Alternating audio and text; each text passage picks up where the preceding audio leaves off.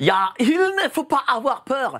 Bonsoir à tous, vous êtes sur Géopolitique Profonde, la chaîne qui est là pour remplacer les médias subventionnés. On est là pour le remplacer parce que nous, on donne de l'info, contrairement à eux qui sont là entre amis essentiellement. Nous, on ouvre les plateaux et aujourd'hui, vraiment, je suis vraiment très fier, mais vraiment très fier d'avoir le premier avocat, le seul avocat, je dirais même, oui, je le dis, le seul avocat de la crise sanitaire, notre ami Carlo Boruzza. Je le connais depuis des années, j'en suis vraiment très content parce que c'est vraiment une amitié fidèle, parce que c'est quelqu'un de fidèle, notre Carlo. Salut Carlo, comment tu vas? Mec, ça va bien. En plus, ce que j'aime avec toi, c'est que tu parles de tout. Ah oui, et sans politiquement correct. Ah, ça, surtout pas. Le politiquement correct, c'est ce qui tue. On n'est pas, sur des mainstream ici, on est sur Géopolitique Profonde. C'est ça, totalement. Donc, je suis très content que tu sois là et sache que les portes sont toujours ici ouvertes. Sinon, mon Carlo, on va parler politique, on va parler de Macron, on va parler de ceux qui le gouvernent, parce que Macron, il faut dire le chose, c'est une marionnette. Le mot marionnette n'est pas un mot parfaitement convenable, parce que marionnette, c'est quelqu'un qui est totalement manipulé par l'extérieur, et la marionnette en tant que telle n'a pas de cerveau, n'a pas d'autonomie. Le fonctionnement du cercle, des cercles de pouvoir aujourd'hui, font que les choix se portent sur des gens qui ont des cerveaux. Qui doivent quand même agir avec une part d'indépendance. Quand on parle de contrôle du premier cercle ou d'autres cercles, on parle du système de sélection des personnes qui devront représenter les élites au sein des différents pouvoirs et au sein des différents États. Mais il faut aussi, les premiers cercles ou les cercles ne contrôlent pas toutes les minutes des personnes qui sont mandatées pour exercer le pouvoir. Ça veut dire tout simplement qu'ils ont un mandat, ce mandat parfois impose la procuration et parfois c'est un mandat général. Et quand je dis cela, il est très important à comprendre parce qu'on n'arrive pas parfois à saisir pour quelle raison un tel va commettre une erreur monstrueuse. Ce fut le cas de Sarkozy. Ce fut le cas de Sarkozy avec Strauss-Kahn quand effectivement il a pris la décision de révéler ce qui se passait aux États-Unis parce que l'officier de l'Élysée avec le mec de la sécurité étaient des amis et des potes, et que malheureusement Alain Bauer n'y était pas à l'Élysée, et donc manque de contrôle d'Alain Bauer, et on donne l'ordre de communiquer, d'informer. Je prends cet exemple-là qui a grillé Sarkozy, parce que Sarkozy, il ne faut pas oublier que même s'il n'était pas, c'est quelqu'un qui était avocat, ne faisait pas partie de cette élite d'énarques, il n'en est pas moins qu'il était un bon mandataire. Et d'ailleurs, c'est celui qui, je rappellerai à tous, a contourné le vote du peuple français qui avait refusé à 54,8% d'approuver le traité, qui ensuite est devenu le traité de Lyon, qui a été ensuite approuvé par les Chambres réunies, effectivement, dans le cadre du manque de respect. On va en parler, cher Carlo, mais montrez là son livre là pour un lendemain sans liberté volée. Allez, montrez-le là un peu, la régie. Oh là là, mais ces jeunes là, ils veulent leur montrer. Je sais pas ce qu'ils font d'ailleurs.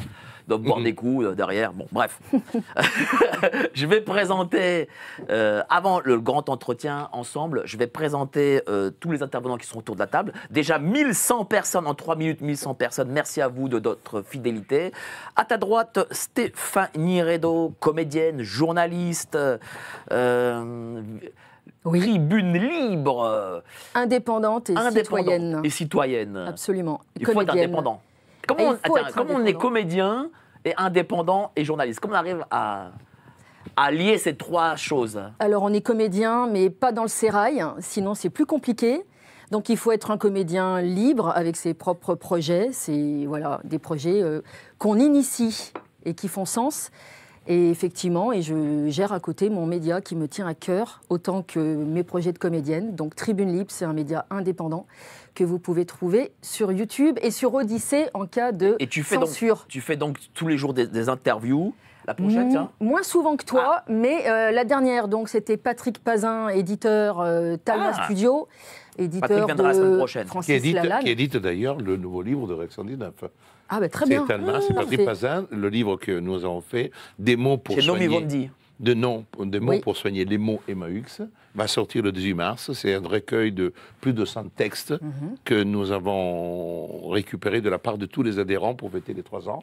Et c'est Patrick Pazin, avec Excellent. Calmar, qui fait un travail exceptionnel d'édition vraiment alternative, d'une édition libre. Et Voilà, ça, c'est très aussi, important. voilà, il faut aussi mettre en avant Stéphanie Reynaud, journaliste libre, comédienne libre, et aussi des Patrick Pazin, qui sont des éditeurs libres. Et là, en face de toi, eh ben, on a notre ami Pascal Pouvreau, qui est aussi lanceur d'alerte, et qui a Vigimédia, qui est vraiment, pour le coup, un média aussi totalement libre. Je crois que ce samedi, vous allez manifester d'ailleurs. Tout à fait. En fait, Vigimédia, ce n'est pas directement un média.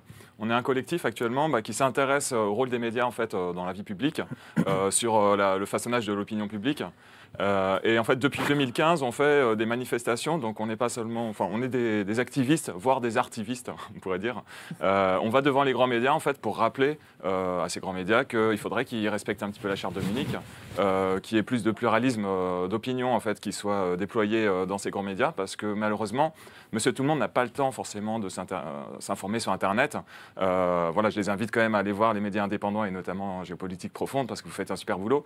Mais Monsieur Tout-le-Monde n'est pas au courant et donc ces grands médias ont un vrai rôle. Donc on vient les voir un peu pour les titiller. Voilà. Alors j'ai déjà fait une manif avec vous, il y avait quand même pas mal de monde, et ce que j'ai remarqué, c'est que les journalistes de ces grands médias ne descendent pas vous voir, ils envoient seulement les vigiles. C'est quand même assez méprisant, quoi. Oui. Alors en fait, il y a deux types de médias. On va avoir les médias de type privé et de type public. C'est vrai que les médias de type public, ils nous appartiennent, parce que c'est quand même nous qui les finançons avec nos impôts. Et jamais, en fait, ils ont daigné venir discuter avec nous. Bon, c'est toujours assez difficile parce que je pense qu'ils ne se sentent vraiment pas à l'aise. Et arriver devant une foule, même si parfois on n'est pas très nombreux, ça leur fait peur et ils n'ont pas envie forcément de se confronter à ça. Pour les médias privés, on a quand même eu l'occasion de discuter avec différents responsables qui ont bien voulu descendre. Mais voilà, maintenant ils nous connaissent et ils ont peur et ils n'ont jamais voulu nous inviter finalement pour qu'on puisse porter ce message auprès du grand public. Je te remercie, cher Pascal. Donc du coup, je compte sur ton avis sur le pouvoir. Et à côté de toi, tu as notre ami Lucien Cerise qui a écrit un nouveau roman pour aujourd'hui. Il va être édité chez Max Milo, là, c'est bon? Ça va vite. Comment tu vas, cher Lucien? Très bien, merci pour cette invitation. Ça me fait très plaisir de t'avoir. Ça me fait plaisir d'être là. Donc tu vas nous parler de quoi aujourd'hui? Alors, l'actualité de l'OMS. Ah. J'espère qu'il n'y a pas des trucs... C'est quoi l'activité de l'OMS, comme ça, en 2 mots? Ah là ce sera dans ma chronique. Non mais là en fait en ce moment là il y a une réunion, enfin une semaine de consultation à l'OMS. On en parlera. C'était le teasing en fait. D'accord, très bien. On tease les chroniques. Un vrai professionnel. Voilà. Merci. C'est intenable, le suspense. Dis-moi, cher Carlo, j'ai introduit avec Alain Menck et Jacques Attali. Alors, peut-être que tu es dans le secret des dieux, mais moi, je me suis toujours posé la question, comment ça se fait que ces 2 pontes de l'État qu'on connaît depuis 40 ans, qui ont parlé dans l'oreille de Mitterrand, de Jacques Chirac, de Sarko, de Hollande, comment ça se fait que Macron a réussi à être cornaqué par ces 2 personnes? Macron, comment tu l'expliques? L'explication, je ne suis pas dans le secret de Dieu, je te rassure tout de suite, il n'en est pas moins que quelques petites informations, nous l'avons. Il y a quand même une chose très importante, parce qu'il faut revenir au mécanisme de sélection. On sait qu'aujourd'hui, on a compris que le vote en tant que tel n'est plus le gage de notre démocratie. Quand on pense au système majoritaire, qui fait que avec 20%, vous pouvez gouverner quand même un pays comme la France. J'ai dit 20% parce que si on prend le président, au premier tour, c'est autour de 20, 21, etc. Le dernier président avec une majorité, ce fut De Gaulle. Et après, quand il a considéré qu'il n'avait plus le soutien du peuple, avec le fameux référendum sur le Sénat, a quitté le pouvoir. Et à partir de là, la politique est terminée parce qu'il fallait surtout éviter qu'il y ait des vrais politiques qui puissent dominer le monde économique. Donc à partir de là, l'intervention des Rothschild, l'intervention de l'économie était déterminante. Donc quand on parle de cercle, il faut bien comprendre qu'il ne s'agit pas des gens comme le Ku Klux Klan avec des capuches sur la tête. Bien sûr. On parle vraiment d'un système de cercles qui sont des cercles du pouvoir où interagissent différentes forces.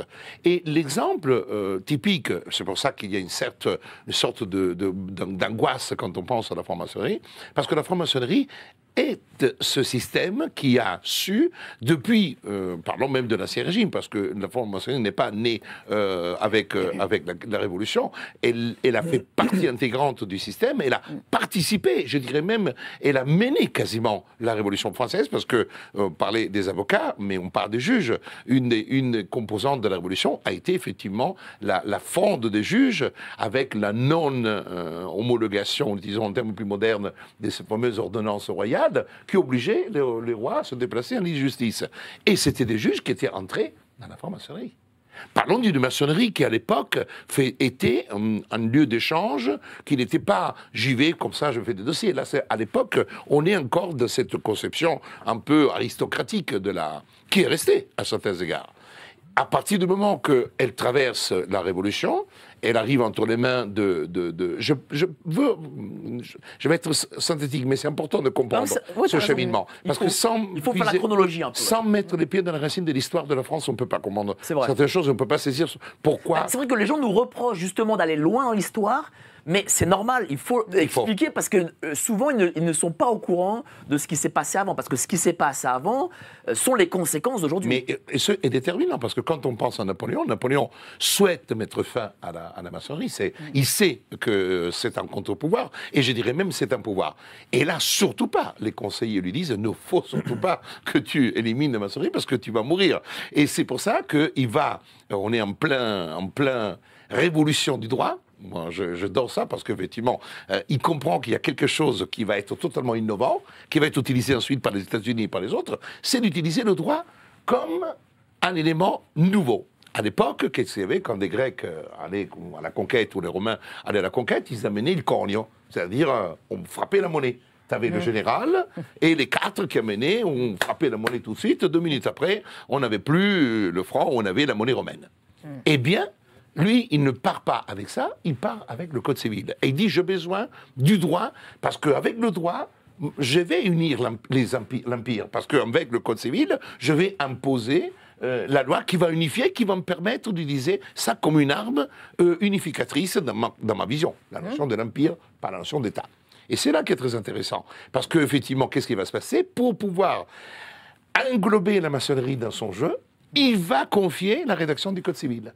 Et Cambacérès, surnommé à l'époque la mère Tourlutte, parce qu'il était très connu, il allait faire des tours dans les Vespasiens de Paris, eh bien, Cambacérès devient le trait d'union entre Napoléon et la franc-maçonnerie, et il va présider, et il va porter le projet de l'an 8 aux francs-maçons. Et c'est là que vous avez les 4 du droit écrit et du droit oral qui vont créer le Code civil. Et à partir de là, c'est une sorte de bénédiction. Bénédiction qui va être retenue. Pourquoi? Même si vous savez tous les opinions divergentes que l'on peut voir sur Napoléon, il n'en demeure pas moins que ce code civil napoléonien va traverser l'histoire et la franc-maçonnerie utilisera ce code civil comme étant une sorte de légion d'honneur, une sorte de validation historique de ces constructions. Et à partir de là, on comprend que la démocratie, le peuple, tout ça, ça sert à rien. Le peuple il faut le diriger, il faut utiliser tous les moyens possibles pour le diriger, et notamment la technique de la peur. Je crois que nous avons ici un spécialiste il parle du chaos, mais le chaos, la théorie du chaos peut être beaucoup plus compliquée, mais la théorie de la peur, elle est partie intégrante du système. Et on le voit. Nous sommes en guerre pendant la phase Covid et nous sommes en guerre avec Zelensky et l'Ukraine. Donc on voit deux termes qui sont très forts, qui doivent créer la peur, qui sont utilisés de manière identique pour la peur. Et la maçonnerie a toujours fait peur, quelque part. Et ça, c'est très intéressant. C'est un fantasme. Bien sûr, le fait de garder cette sorte de vie secrète, les tenues secrètes, de travailler de cette manière-là, est une manière qui a forgé une forme de peur, d'une peur d'un contre-pouvoir, qui a fait peur aussi à celles et ceux qui devenaient des éléments désignés par le pouvoir. Et au fond, à partir du moment qu'on dit, au lieu de l'avoir contre, on a dit, il faut qu'on utilise ce cercle pour puiser et trouver des liens.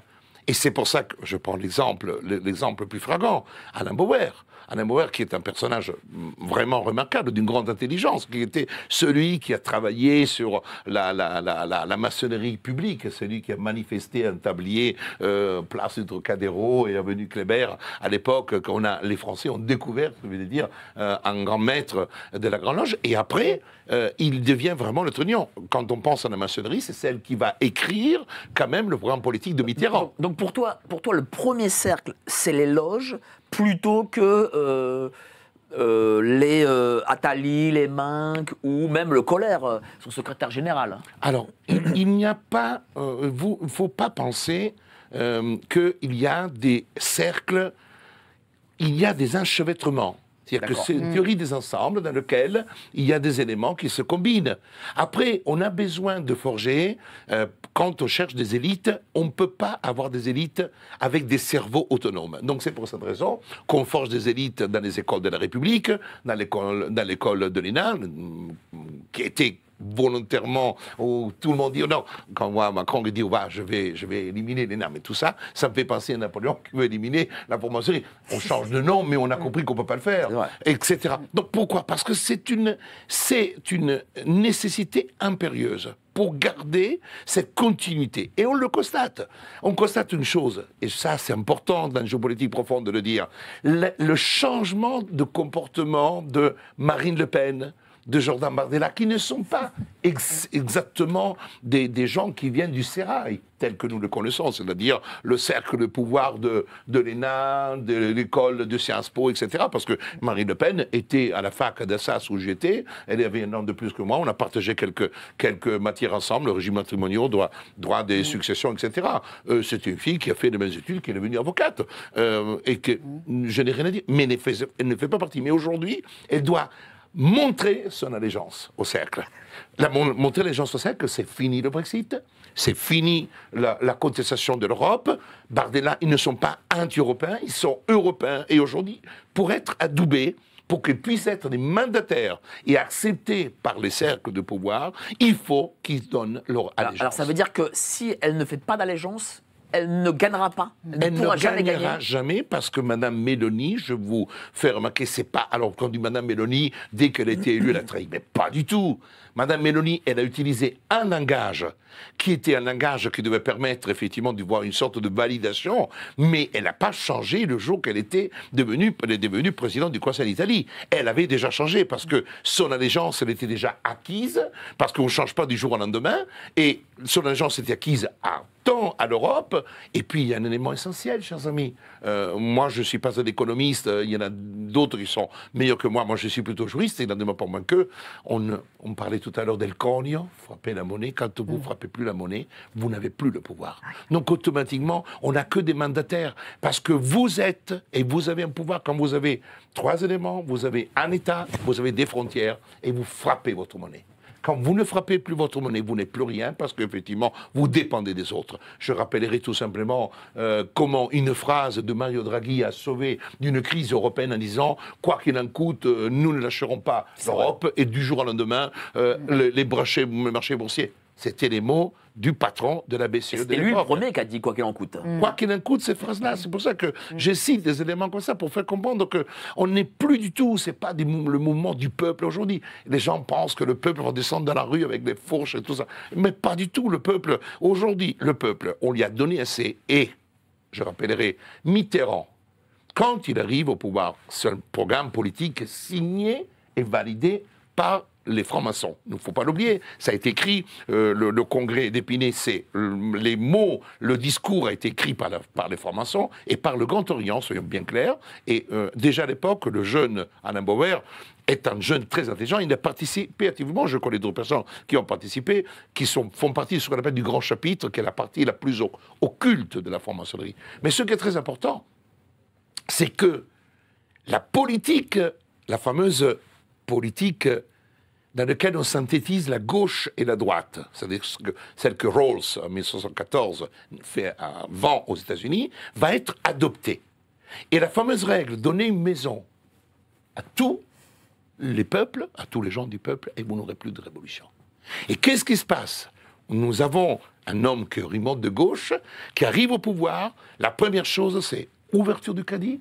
Et comme par hasard, on avait fait la loi sur le surendettement des particuliers en 1989, il ne faut pas l'oublier. D'accord, en 89, on avait fait une loi qui est, après qu'en 81, on a ouvert toutes les vannes du crédit. Par les ventes du crédit, on a permis aux gens de s'endetter, et ensuite, après, endette-toi, achète du mobilier, achète des maisons.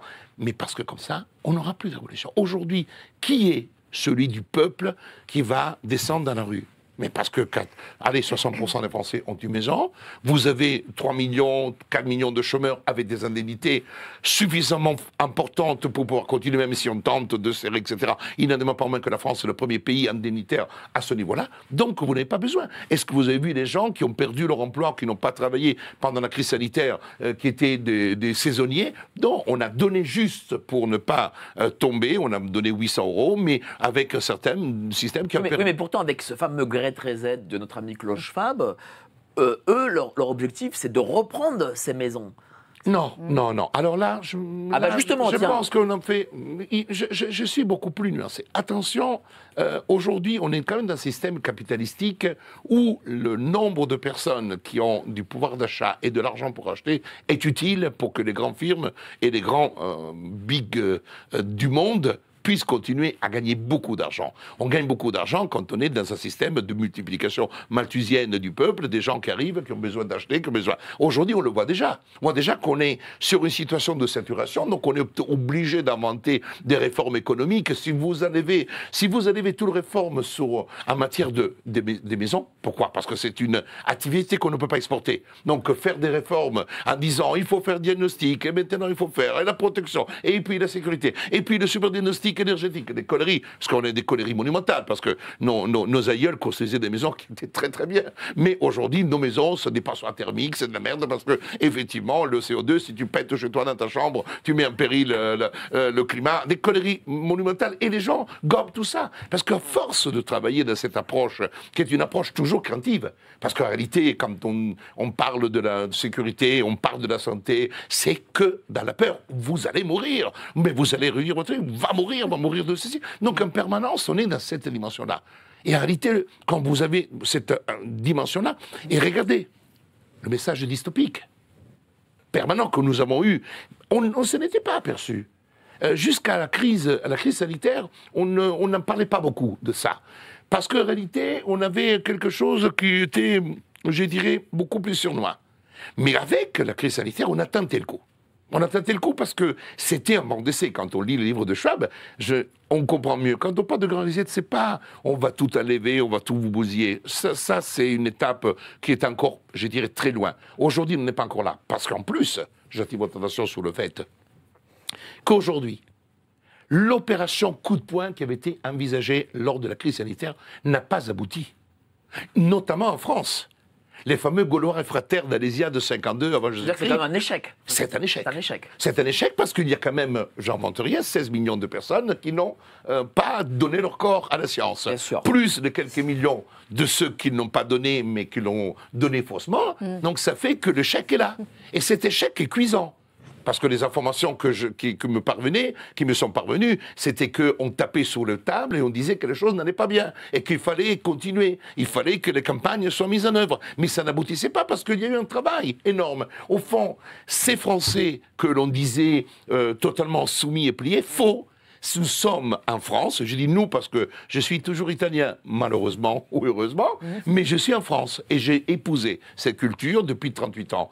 Et aujourd'hui, effectivement, ce que je peux dire, c'est que le seul peuple en Europe qui a eu le courage de se battre, de descendre tous les samedis. Et tous les samedis, c'était 250 000 personnes, parce qu'on a parlé de la marche la dernière, ça fait rigoler. Nous, on étions tous les samedis 250 000. Moi, j'en ai fait à Paris, j'en ai fait à Poitiers, j'en ai fait à Bordeaux, j'étais partout. C'était phénoménal. Et ça, c'était quelque chose de très fort. Donc, le Gaulois réfractaire, le Gaulois que Vercingétorix représente par sa résistance à Rome, il a fallu lui couper la gorge au bout de 3 ans, parce que le casse-couille tenait la route. Il se battait pour rester en vie et dire aux Romains, voyez qui est un Gaulois, eh bien ce Gaulois existe. Et ce Gaulois, nous travaillons, toi, moi, vous, pour qu'il persiste. Parce que la liberté est avant tout, et je le disais hier soir, un État que l'on a ici. Il faut rappeler aussi que tu es président de Réaction 19, une association qui a plus de membres que l'ensemble des partis politiques. C'est même pas rien, quoi. Oui. Absolument. Et c'est assez phénoménal parce que, naturellement, quand je commençais... Alors, j'ai créé l'association dans mon salon et c'était un outil parce que je savais qu'il y avait des limites déontologiques dans la parole. Et c'était le moyen pour pouvoir parler. Je fais une assoce comme ça parce qu'en tant qu'avocat...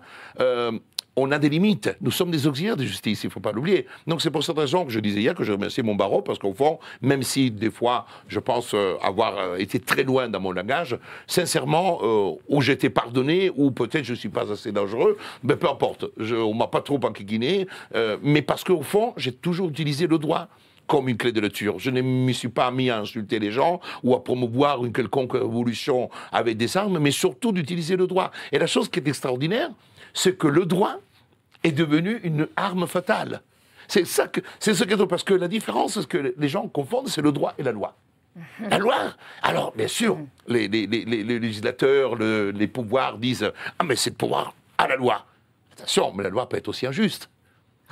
Antigone n'aurait pas existé si un jour on n'avait pas découvert les droits naturels, qu'il existe un droit supérieur à ces lois de la terre, ces lois terriennes, et on le sait, et aujourd'hui on connaît, parce qu'aujourd'hui, depuis les lois liberticides que nous connaissons depuis 20 ans, on sait que ce sont des lois, beaucoup sont des lois injustes.